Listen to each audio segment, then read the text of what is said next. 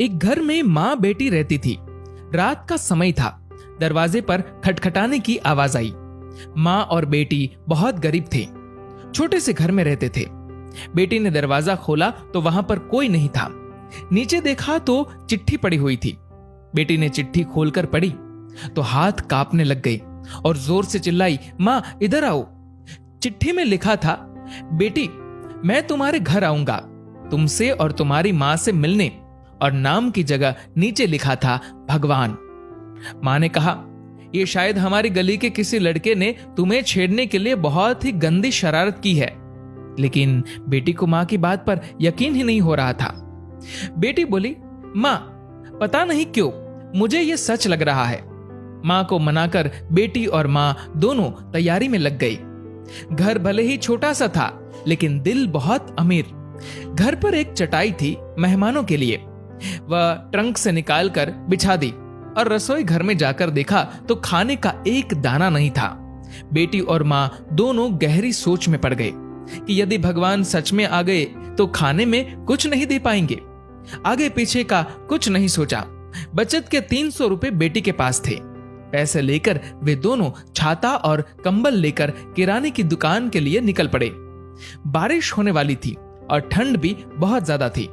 एक पैकेट दूध, एक मिठाई का बॉक्स और कुल 200 रुपए की चीजें खरीदकर वापस लौटने के लिए ऑटो ले लिया, क्योंकि उन्हें लगा शायद भगवान घर पर पहुंच गए होंगे। घर से थोड़ी दूर पहुंची तो देखा कि जोर से बारिश शुरू हो गई और सड़क किनारे एक पति पत्नी खड़े थे। ऑटो पास से गुजरा तो लड़के ने देखा उनके हाथ में छोटा बच्चा रो रहा था। स्थिति कुछ ठीक नहीं लग रही थी। ऑटो घर के दरवाजे पर पहुंचा। माँ ऑटो से उतरी ही थी कि बेटी से रहा नहीं गया। बोली, ऑटो वाले भैया जरा ऑटो को उनके पास ले लो। पास जाकर देखा तो बच्चे को तेज बुखार था और उनके पास खाने के लिए कुछ नहीं था। एक तरफ भगवान घर पर आने वाले हैं और दूसरी तरफ ये समस्या। बेटी ने सोचा, भगवान को मना लूंगी, लेकिन यदि इन्हें ऐसे ही हाल में छोड़ दिया गया तो भगवान बिल्कुल भी माफ नहीं करेंगे। बेटी ने जो जो खरीदा था सब उनके हाथ में थमा दिया और तो और बचे हुए 50 रुपए भी दे दिए और बोली, अभी मेरे पास इतने ही है, इसलिए रख लीजिए। बारिश हो रही थी तो छाता भी दे दिया और बच्चे को ठंड ना लगे इसलिए कंबल भी दे दिया। वहां से फटाफट घर पहुंची, ये सोचकर कि भगवान आ गए होंगे। लेकिन दरवाजे पर माँ खड़ी थी। बोली, आने में इतनी देर क्यों लगा दी बेटी? और ये देख, एक और चिट्ठी आई है, पता नहीं किसकी है। बेटी ने पढ़ना शुरू किया।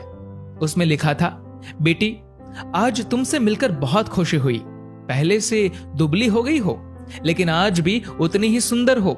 मिठाई बहुत अच्छी थी और तुम्हारे दिए हुए कंबल से बहुत आराम मिला। छाता देने के लिए धन्यवाद। बेटी अगली बार मिलते ही लौटा दूंगा। बेटी के तो होश उड़ गए। निशब्द होकर पीछे मुड़कर सड़क किनारे देखा तो वहां कोई नहीं था। चिट्ठी में आगे लिखा था, इधर उधर मत ढूंढो मुझे, मैं तो कण कण में हूं।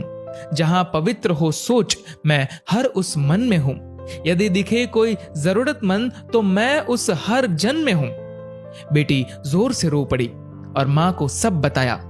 दोनों बहुत भावुक हो गए और पूरी रात सो नहीं पाए। दोस्तों, अब आप सभी से एक प्रश्न है, क्या ये बेटी सच में गरीब थी? सोचिए और अपने दिल से इस सवाल का जवाब दीजिएगा, क्योंकि व्यक्ति मरने के बाद अपने साथ पैसे नहीं बल्कि कर्म लेकर जाता है। और जरूरी नहीं कि हर पैसे वाला व्यक्ति अच्छे कर्म लेकर जा रहा हो। इसीलिए कोशिश करें कि पैसों से अमीर हो या गरीब, लेकिन कर्मों से अमीर जरूर बने। दोस्तों, इस कहानी को लेकर आपकी क्या राय है, नीचे कमेंट करके जरूर बताएगा। और अगर आपको ये वीडियो अच्छा लगा हो तो इस वीडियो को लाइक करेगा और शेयर करेगा। और ऐसे ही और भी इंस्पिरेशनल वीडियोस के लिए सब्सक्राइब करें हमारे यूट्यूब चैनल को और फेसबुक पर फॉलो करें हमारे पेज को। धन्यवाद।